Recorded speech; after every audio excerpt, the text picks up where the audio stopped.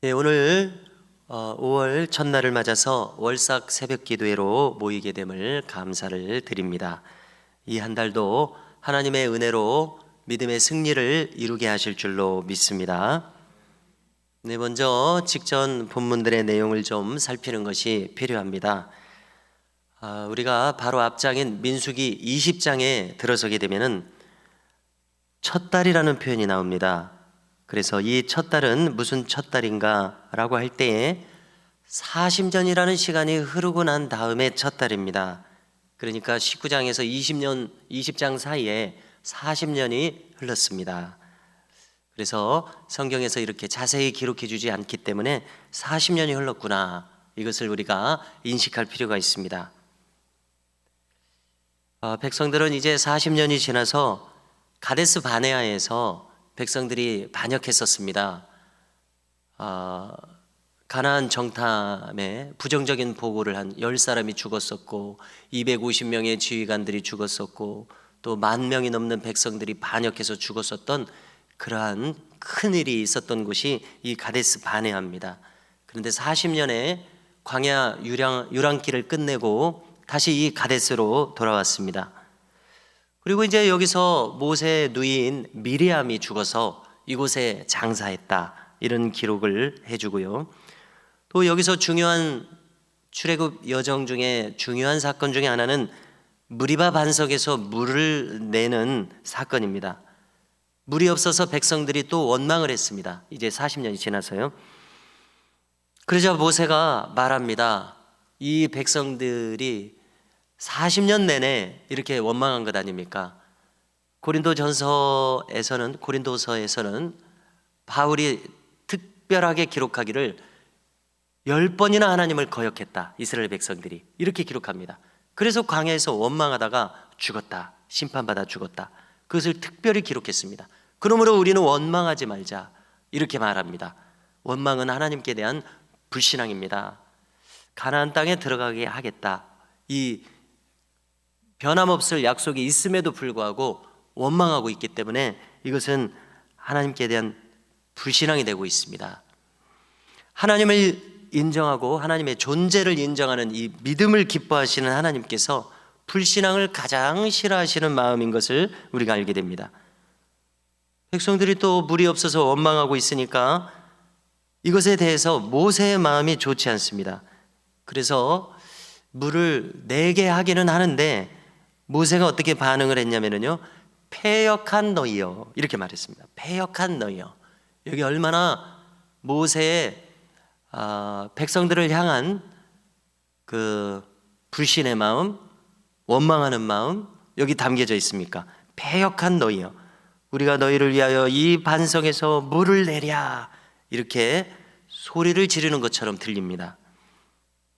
그리고 반석을 2번 쳤습니다. 지팡이로 반석에서 물을 내라는 하나님 명령이 있었는데 이것을 2번을 쳤습니다. 큰 혈기를 여기에 담은 것입니다. 패역한 너희여, 이러면서. 그리고 또 뭐라고 그랬습니까? 우리가 물을 내랴, 모세와 아론. 그래서 이적을 일으키시는 분은 하나님이신데 우리가 한 것이 되고 있습니다. 그래서 이것이 큰 문제였습니다. 그 결과는 무엇이었습니까? 물이 솟아나서 온 백성이 마셨습니다마는 이 사건을 두고 이제 가나안 입성을 바로 눈앞에 앞두고 있지 않습니까? 이 사건을 두고 하나님의 진노와 심판이 모세 자신에게 임했습니다. 그래서 하나님께서 하시는 말씀은 딱 한마디입니다. 너는 내 거룩을 나타내지 못했다, 혈기를 드러냈다. 그래서 모세가 심판을 받습니다. 가나안 땅에 들어가지 못한다, 허락지 않으시겠다, 이렇게 이야기하셨습니다. 아주 중요한 사건이었습니다. 자, 이제는 계속해서 가나안 땅을 향해서 갈 차례였습니다. 바로 옆에, 우리가 사해바다 옆에가 에돔 지경입니다. 에돔 왕에게 길을 열어달라, 그러면 바로 요단강 쪽으로, 사해바다 쪽으로 해서 가나안 땅으로 들어가게 되지 않겠습니까? 그러나 에돔 왕은 허락하지 않습니다. 그래서 이제 에돔 그 지경을 돌아서 북쪽으로 돌아가야 됩니다. 그래서 이제 이 여정 가운데 호르산에 이르렀습니다. 여기서는 아론이 죽습니다. 그리고 아론의 첫째 아들, 둘째 아들 불순종해서 이미 죽었었고요. 아론의 아들 엘르아살이 산에 올라가서 대제사장 복을 옮겨 입고서 이 직을 승계합니다. 그리고 이제 계속된 여정 가운데서 모세도 비스가산에서 죽게 될 것입니다. 자, 이제 오늘 본문으로 들어와서요, 민수기 21장부터 마지막 36장까지는 출애굽 40년째에 가나안 땅 입성을 직접 준비하는 여정과 과정을 다룹니다. 오늘 본문 첫 부분을 보니까 네겝의 가나안 족속. 자, 우리가 네겝은 네겝의 사막을 가리킵니다. 이스라엘 땅이 있다면 맨 남쪽은 넓은 사막입니다. 그곳이 네겝입니다. 이스라엘 영토의 3분의 1 이상은 차지하는 것 같습니다. 아주 넓은 영토입니다. 그래서 이 네겝을 통해서 가나안 땅을 바로 올라가면은 바로 가장 빠른 길이 될 텐데, 이렇게 넓은 사막이기 때문에 이리는 못 가는 겁니다. 그런데 이 네겝에 거주하는 가나안 족속 아라세 왕이 공격해 왔었습니다. 자, 이것은 40년 전에도 이 가나안 족속과 전쟁을 했었습니다. 여기서 크게 패배했었습니다. 너희는 광야로 돌아가라 하는데 이제서야 우리가 가나안으로 들어가겠습니다 하고 달려들었을 때 그들 완전히 패배했었습니다. 자, 그런데 이 40년이 지나고 나서 가나안 족속과 다시 전쟁을 했습니다. 자, 이들이 먼저 공격을 해오자 그들을 진멸하겠습니다 라고 서원하고서 그들을 물리쳤습니다. 그곳의 지명을 호르마라 칭합니다. 4절 이하를 보니까 백성들이 에돔을 우회한다고 하지 않았습니까? 우회하는 이 돌아가는 길 때문에 또 원망합니다. 돌아가니까 이제 원망이 또 나왔습니다. 5절에서 그들이 크게 원망했다고 말합니다. 어찌하여 우리를 애굽에서 인도해내어 이 광야에서 죽게 하는가? 이곳에는 먹을 것도 없고 물도 없도다. 우리 마음이 이 하찮은 음식을 싫어하노라. 크게 원망했습니다. 자, 여기서 어떤 성경학자들은 여전히 살아있는 광야 1세대, 광야 1세대는 40년 동안 다 죽게 될 것이다 라고 하지 않았습니까? 여전히 조금 살아있는 이 1세대가 악한 영향을 끼치고 있었다, 이렇게 풀이합니다. 그럴 가능성도 있습니다. 아무튼 이 고질적인 원망에 대해서 하나님의 심판이 다시 임하게 됩니다. 이번에는 불뱀들을 보냈습니다. 불뱀에 물린 백성 중에 죽은 자가 많이 나타나게 됩니다. 그래서 누군가 해석하기를 불에 타서 죽은 것처럼, 피부가 새까맣게 타서 죽은 것처럼 새까마서 죽는 그런 증상이 있었기에 불뱀을 보냈다, 불뱀이라고 칭했다, 이렇게 설명하기도 합니다. 이때 백성들의 요청에 의해서 모세가 또 간절히 기도합니다. 우리가 원망함으로 범죄하였나이다. 이 뱀들을 떠나게 하소서 기도합니다. 다시금 하나님의 자비하신 응답이 임합니다. 8절을 보니까 하나님이 이렇게 이야기하십니다. 불뱀을 만들어라. 장대 위에 매달아라. 물린 자마다 그것을 보면 살리라. 놀라운 말씀입니다. 자, 이 말씀대로 나무에 달린 그 뱀의 형상을 보는 자마다 살아날 것입니다. 그래서 모세는 즉시 놋뱀을 만들었습니다.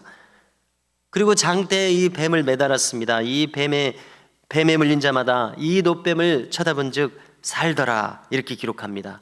놀라운 사건이었습니다. 자, 이것은 하나님께서 뱀을 보는 믿음의 행위를 요구하신 것이었습니다. 이처럼 하나님께서는 믿음으로 하나님을 향하는 것을 원하십니다. 코를 빠뜨리고 자기에게 집중하거나 낙심해 있는 것이 아니라 눈을 들어서, 마음의 눈도 들어야 되겠죠. 이 낙심하게 하는 이 상황에 매몰되어 있는 것이 아니라 하나님을 바라보기를 원하시는, 바로 이것을 우리가 깨닫게 됩니다. 자, 이 사건은 십자가의 주님을 바라보는 자마다 구원을 얻는 놀라운 대속의 진리를 예표하는 사건이 되고 있습니다. 십자가의 대속의 은혜는 모든 인류를 위해서 이미 베풀어져 있습니다. 그러나 모든 인류가 그 효력을 맛보고 그 혜택을 맛보는 것은 아닙니다. 십자가 대속이 나에게 효력이 있으려면 어떻게 해야 됩니까? 나의 믿음의 반응이 있어야 됩니다. 그 사건을 믿어야 됩니다. 그 은혜를 믿어야 됩니다. 그 예수님을 영접해야 됩니다. 청함을 받은 사람은 많되 택함을 입은 자는 적다고 말씀하시지 않았습니까? 바로 그 이유가 이것입니다. 내 믿음을 하나님께 향하고 내 믿음을 하나님께 드려야 됩니다. 이것이 바로 구원받을 수 있는 인간의 반응입니다. 그래서 십자가의 대속하심을 믿고 구원받는 사람은 적습니다. 노뱀을 바라본 사람마다 구원받았다고 했습니다.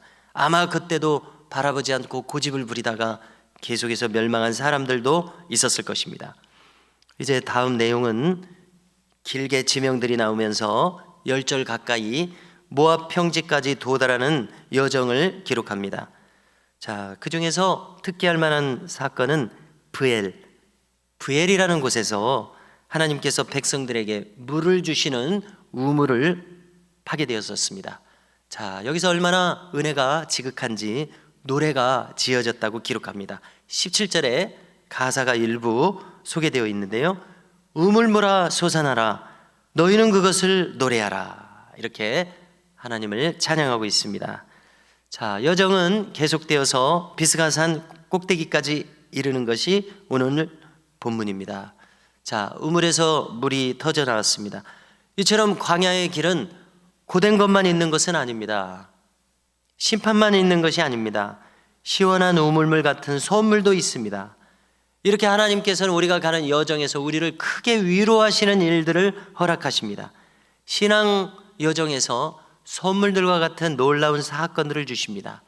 우리는 그 하나님의 은혜의 사건들을 붙들어야 되겠습니다. 그 사건들을 기억하고 추억해야 되겠습니다. 그것이 나에게 다시금 힘을 주는 요소로서 반드시 작용하기 때문에 그렇습니다. 자, 성도 여러분, 우리의 신앙생활은 궁극적으로 승리가 보장되어 있음을 우리는 잊어서는 안 되겠습니다. 그리고 그 승리의 길을 향하고 있습니다. 자, 주님도 그 앞에 있는 즐거움을 위하여 십자가를 참으사 십자가를 달게 지셨다, 이렇게 말씀합니다. 부활할 것을 생각하시고서, 제자들이 돌이킬 것을 생각하시고서, 세계 만방에 복음이 전해질 것을 생각하시고서, 재림의 승리가 있을 것을 생각하시고서 십자가를 달게 지셨다, 이렇게 말씀합니다. 승리가 보장된 길을 가는 사람의 태도가 주님에게 나타나 있습니다. 바울도 마찬가지입니다. 표대를 향하여 달려가노라, 이렇게 말합니다. 그래서 바라기는 우리도 억지로 가고 끌려가는 신앙길이 되어서는 안 되겠습니다. 달개지는 신앙길, 달려가는 신앙길 될 수 있기를 바라게 됩니다. 적극적이고 힘있는 신앙 여정이 될 수 있기를 간절히 소망합니다.